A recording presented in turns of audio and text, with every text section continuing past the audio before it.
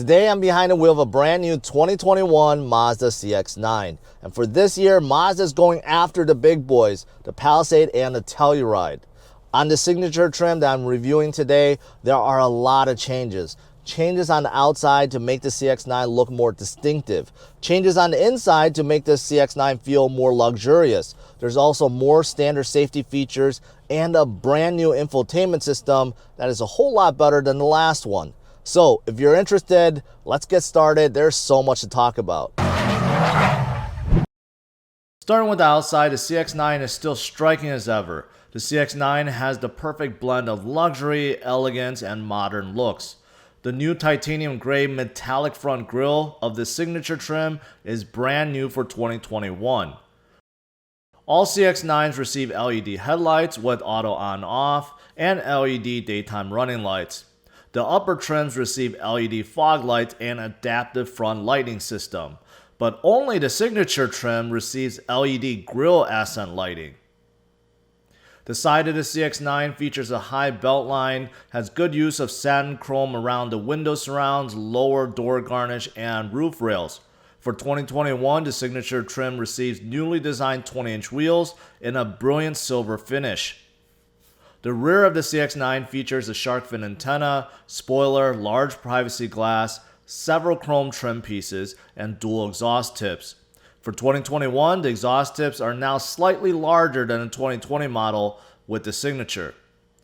Moving to the tailgate, the Signature features power liftgate with hands-free feature. It works perfectly even on my first try. Behind the third row, there's a good amount of space with a 12V outlet on the right side. There's also plenty of hidden storage underneath the bottom cover, and there's more hidden storage underneath the left and right covers. If you need more cargo room, simply fold down the third row using the handles on the seat backs. The third row folds down completely flat, and so does the second row. With everything down, there's an enormous amount of cargo room. However, the center console for the second row sticks up slightly. Now, moving inside to the second row, the seats are covered in a new quilted Napa leather with piping within the Signature trim, which is also new for 2021. There is also a center console in the Signature, and unfortunately with that there, the only way to get in the third row is by sliding the seats forward. Once in the third row, if the second row is slid up slightly, I can survive with some legroom. However, there isn't much room for my feet, as you can see here. Honestly, the third row is best reserved only for kids. There's one USB port on each side along with cup holders, but there are no vents anywhere. Moving to the second row, there's plenty of room for adults. I'm 5 feet 10 and I have about 5 to 6 inches of legroom and about 3 to 4 inches of headroom. The seats do slide and recline. Second row passenger received climate control, pair of vents, and with the Signature trim, heated cup holders, storage space, and USB ports within the center console. Also sunshades. Moving up front, the cabin of the CX-9 is as striking as the outside. Great use of wood, aluminum, and black trim pieces. This cabin really feels like a German luxury car. The steering wheel looks modern and is designed well, has the right thickness, and the leather feels good. Buttons on the right is for the radar cruise control with stop and go. Buttons on the left control phone, volume, scrolling, and the info screen inside the gauge cluster. This Signature CX-9 also receives new paddle shifters for 2021. However, they are still very small and tucked away on both sides. The gauge cluster, although not fully digital, has a good blend between new and old. The center screen is cleverly hidden inside a physical ring. You can scroll through various info like your trip computers, compass, music, safety systems, and service reminders. Buttons on the left of the steering wheel control the power liftgate, your camera system, parking sensors, hill descent, and lane assist. All CX-9s receive body-colored and heated mirrors. Upper trims like the Signature also receive automatic power folding function. By the way, something else new for 2021 on the Signature trim is the aluminum that is used on the dash, door panels, and handle bezels is now patterned. It's just a small little touch. Now, the biggest change to the CX-9 that is standard on all trims is this brand new infotainment system. The screen is upgraded to a 10.3-inch screen, and there is a new updated interface. The screen is bright, responsive, and the new interface is very easy to navigate through. Apple CarPlay, Android Auto, and wireless are all standard. And check out this new 360 view system. This is where the high resolution really comes to play. Everything, by the way, is controlled through this large knob and a few buttons. This control setup is pretty easy to learn. I got a hang of it only after a few tries. Below the infotainment screen, there is a button for heated steering wheel and climate controls. The CX-9 Signature receives heated and ventilated seats. There are also 2 knobs for temperature control and the usual fan control, defroster options, etc. And below, you have a wireless charging pad. Next to the shifter, you can select sport or normal driving, and the shifter itself is a normal one with manual shifting. Below, you have parking brake and brake hold and a volume knob. There's also 2 cup holders and storage space and 2 USB ports inside the armrest. Homelink buttons on top and a normal moonroof. As for the engine, all CX-9s use the same engine. Skyactiv G 2.5-liter turbo 4-cylinder producing 250 horsepower and 320 pound-feet of torque only when using premium gas. It's 227 horsepower and 310 pound-feet when you're using regular gas. Fuel economy is 20 in the city and 26 on the highway. Alright, I'm off. Let's see how good the CX-9 is and how it drives. Let's start out with visibility and driving position. Visibility is good, but could be better. Front windshield is enormous. I can see well past the hood. Front visibility is fantastic. Sides are good too. The windows are big, mirrors are big, but the door panels are a little bit higher than usual. So it does cut into visibility slightly. Rear visibility with the blind spot is fantastic. The C-pillar is really removed or out of the way, I should say. Plus you get blind spot monitoring. However, the rear window, the rear glass is a little bit small, narrow, and I have the 3rd row headrest up and they do block quite a bit. So visibility is good, but could be better. Now, as for driving position, I think this is the good one. This is a mid-size SUV, so I have a good commanding view. I'm off the ground, and combined with visibility and these seats and how high I sit within the cabin, I think the driving position is also good and comfortable.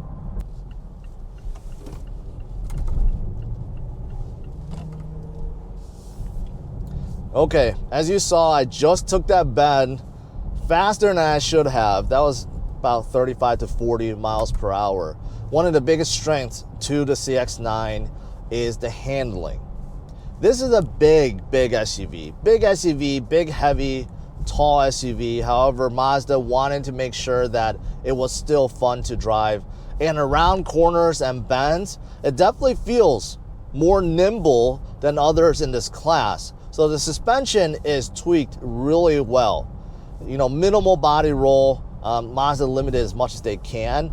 But even on, regular surfaces, regular roads with bumps and imperfections, it feels comfortable. It doesn't feel very stiff, right? Usually there's a trade-off, and no. What also complements this fantastic suspension is the steering. The steering is quite good. Not quite good, it's fantastic. The steering wheel itself, first of all, looks great. It has a modern look and it feels good. No complaints about the steering wheel, but the steering itself is very, very precise. Almost no play. As you can see, just a tad little play in the steering wheel. That's it. But beyond that, I definitely feel it. So it's very, very precise, and it has a fantastic weight to it. It's really hard to explain, but when you're taking these corners, especially hard corners, like I did, you definitely feel the weight to it, and the weight and the precision just makes you feel like you're more in control of the CX-9. That is why the CX-9 is so loved by many, because of how it drives, how it feels. You're definitely more connected. It definitely feels more nimble than others in this class, and that is fantastic. Now, as for cabin noise, pretty well insulated with the exception of engine noise. So from the outside, virtually no wind noise, virtually nothing from the road, and cars passing by, very minimal. But every time I accelerate, I do hear that engine. It is quite loud, so I wish Mazda insulated under the hood a little bit better, because I do hear it all the time. And unfortunately, because this is a turbo 4-cylinder engine, it's not a pleasant sound either. Now, I will say that the radio's off, so if you're blasting away music, then you probably can't hear it. But when it's dead quiet in here and there's nothing else that you can hear, yeah, it gets a little annoying. Now, as for this engine, Mazda is going crazy and just throwing it everywhere. And that's a good thing for the other segments. For example, this engine is also an optional engine in the Mazda CX-5, which is a much smaller SUV, weighs less. It really livens up the CX-5. And now, Mazda plans on putting the same engine in the even smaller CX-30. That is definitely going to liven up that ride. It's definitely going to make it a segment leader. So Mazda just utilizing this engine everywhere they can, which is great. But for this class, for the mid-size SUV class, this engine is just in the middle of the bunch.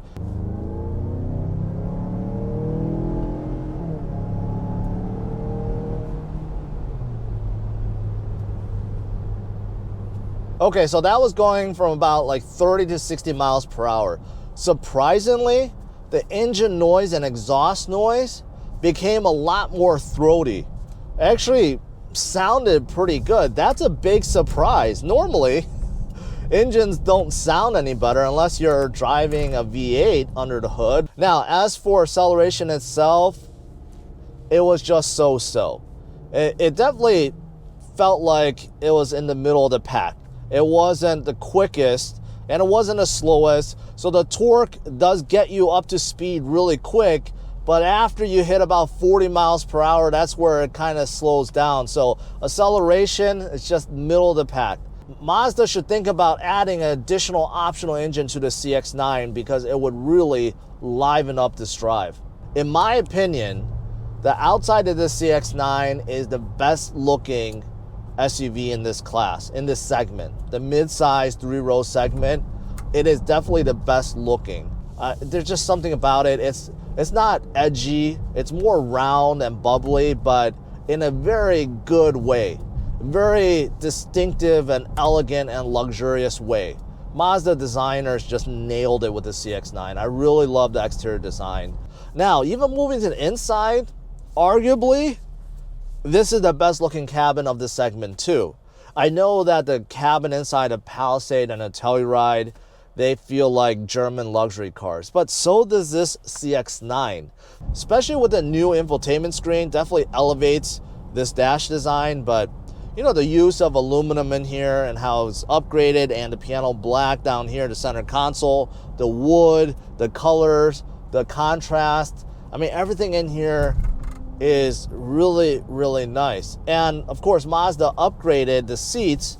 Now they have quilted stitching on them and the piping that's different color, right? So Mazda definitely is paying attention to the inside, trying to make it even better. And it's hard to argue that this isn't one of the best, if not the best interior for this segment also. Now, there is one design flaw to this beautiful cabin, and that is with this center console. It's too wide, so my right knee keeps bumping against it, right? Normally on a midsize SUV, that's not a problem. There's usually a lot of space, right? And you can position your right leg however you want. But right now, I'm forced to move my leg position to the left a little bit because my knee keeps bumping into this center console, and it's just aggravating. Now, as for these new seats, which look fantastic with the quilted stitching and the piping, it does look fantastic. As for how it feels, I think it's mixed. I do think it's a little bit stiff, It's not as soft and as comfortable as some of the other seats in this segment. I'm guessing if I'm driving the CX-9 for a couple hours, I would get a little sore. So that's one thing about these seats. And same thing in the second row. Even though it looks beautiful, it also felt a little stiff or hard to me. So something that Mazda is proud of, and they're marketing a lot, is the center console between the captain chairs inside the Signature trim. Now, if you get captain chairs with any other trim and you opt for it, you don't get a center console, only in the Signature.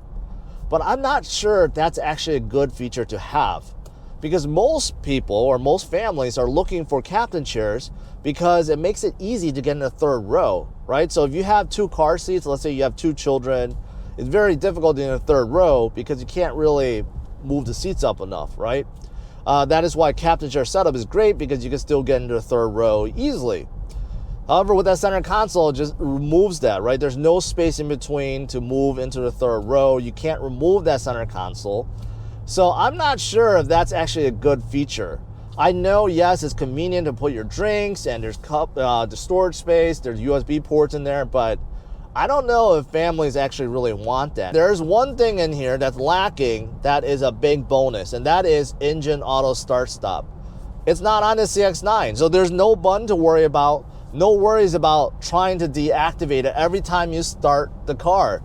So yes, that's a big win for the CX-9 and a big loss for every other SUV that has it now. And I see it with all the comments. Every single person is saying, how do I disable that? Can I disable it permanently? And no, you can't. But with the CX-9, you don't have to worry about that. While you're driving a CX-9, it feels about the same size as a Highlander, which means it's a good amount of space, but it doesn't feel nearly as big as a Palisade or a Telluride. But the funny thing is, right before I started filming, I looked up the dimensions. This CX-9 is actually 3 inches longer than a Palisade and just as wide. So in theory, this should be just as big inside, if not bigger than the Palisade, but it's not. So if you look at cargo room, passenger room, it's actually much smaller. And I'm guessing it's because of the enormous hood, because this hood on the CX-9 is very long and very wide. So I'm guessing most of the dimensions is because of the hood. So that's unfortunate. I find it funny on the Signature trim that Mazda is limiting the colors that you can get. If you look at a Grand Touring or any other trim below the Signature, there's like many colors you could choose from. But with the Signature, you could only choose white, black, or gray. That's it. So I don't know. Mazda just wants to keep a luxurious look, so they feel like those colors are the best. I don't know. I just feel like that's weird. What if I wanted a red Signature CX-9? You can't get it. Next up, let me talk about the trim levels and pricing and give you my final thoughts on this brand new CX-9.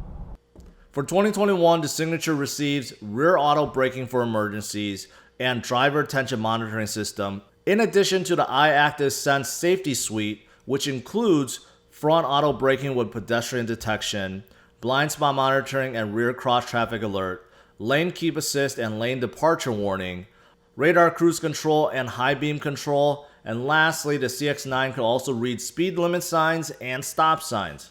As for trim levels, there are 5 trim levels to the 2021 CX-9. The base is Sport and starts under $36,000 with all-wheel drive. Then the Touring, and then a new Carbon Edition for 2021. The Carbon Edition has new polymetal gray exterior paint, and is matched with black accents and red leather interior. Next, the Grand Touring, and finally the Signature, which starts around $46,600. There are no packages offered on the Signature. To conclude, the Mazda CX-9 is still one of the best SUVs in the midsize SUV segment. The new infotainment screen and system is a big upgrade for 2021. The CX-9 is arguably the best looking SUV in the segment, and arguably has the best looking and highest quality cabin for this segment as well. The steering response and suspension is amazing and keeps the CX-9 poised and in control. The ride is quiet, smooth, and comfortable. There's plenty of tech within along with the latest safety features. However, the CX-9 falls short with the engine, which is just middle of the pack for the segment. Also, it lacks optional features such as a panoramic sunroof and ventilated rear seats. There's no option for bench seating or even removal of the center console, which hinders accessibility to the third row. Finally, the seats are a tad too hard and can be softer. Overall, I'm giving the 2021 Mazda CX-9 Signature a score of 101. To see where it ranks among its peers, check out driversonlyrankings.com. Thanks for watching, hit the like and subscribe to the channel for more reviews, first looks, and news. Also, check out these SUVs that compete directly with the CX-9.